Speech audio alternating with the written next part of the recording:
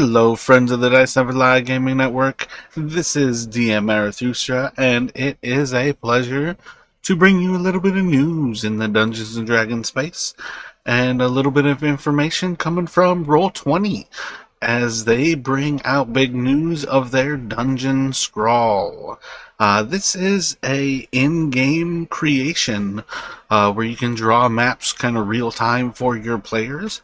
Any given DM knows that when your players fake right and go left, you're not going to have an encounter necessarily planned for where they go, and that's where something like this comes in. Obviously, you can always theater of the mind it, but part of what virtual tabletops ask for is almost the necessity of having other places to show your players as you go, and Dungeon Scrawl is a beautiful little option to say, oh, as you guys kind of make this corner, you're gonna head down into this little room. You see it's about 30 or so feet by 30 or so feet, and there are two different entrances that you could leave it by, or rather there are two other doors. You come in from this door that leads in from the surface level, and all of a sudden you have two different doors heading off in either direction. And you don't have to necessarily draw it real time as you're describing it, but what it does offer you is by describing these two doors, the players then know whether they want to go right to left, and you can draw in front of them. As they open up the right door, they see a massive warehouse filled with boxes, and there's a higher stack in the northeastern corner of it that goes near to the ceiling, and there's a few other smaller stacks in this one, but you do notice behind one of the stacks there's a door that leads to the south, and the same idea. You can kind of always have that interest peaked. You guys can continue searching this warehouse. You could continue searching the next door that leads south out of the warehouse, or you could go back to the room you were at before and check the door that you left behind. But this is just a real-time way to kind of draw maps, and it's one of the things that kind of harkens back to playing at a real table with your friends, is that often, you don't necessarily need a dungeon prepared. You can draw it in front of the players and kind of present it moment by moment. And I know a lot of people may not be stoked to hear about these things, but as a DM, sometimes you are improving different things. You might have stuff in mind about these encounters happening ahead of time, but it doesn't change the fact that there is often some level of a need for improv in these moments, and Dungeon Scrawl is to a T improving maps. It offers a lot of cool different levels, as you have the background, and you can kind of manipulate the color to make things a little bit nicer on the eyes there. I am very stoked to see that.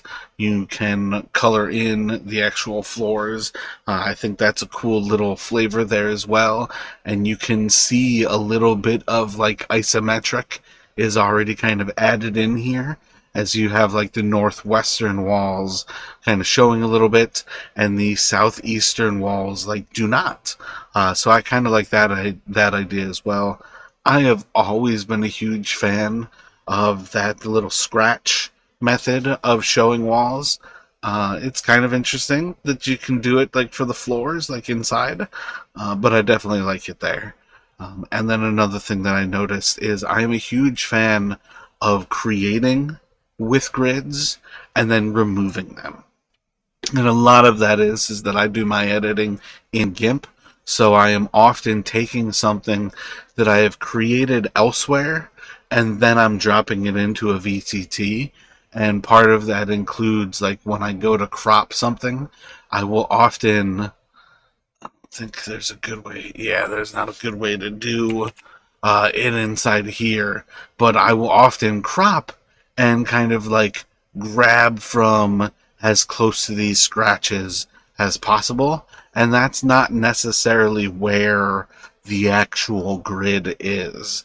So once I drop it into a VTT, I want to let that VTT create the grid where it sees it's necessary, Versus, one of the problems of dropping something into Roll20 is that if I had a grid created on 70 pixels per square inch, Roll20 uses 72. So, or rather, its default is 72. So it's very easy for things to be slightly off in size if you just don't include the grid. Digital virtual tabletops often have them. Bam, let it create the grid. You just drop in the picture, and that's ideal. Um, I don't think it's that important whether my doorways are a strict 10 feet wide, or 5 feet wide, or 7.5 feet wide. Normally, the idea is a single doorway is enough for one person to fit through at a time. A double doorway is two people, like one person abreast.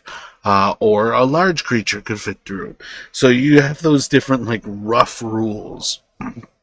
Follow the guidelines and let the map work for you. And I think Dungeon Scrawl is going to go a long way to actually apply this to a lot of people's on the fly, improv Dungeons and Dragons. And that's all for today, folks. I've been Marathustra. It's always a pleasure to have you stopping by Dice Never Lie. I hope to see you this Sunday as we return to Tollus and the Night of Dissolution. Thank you all very much.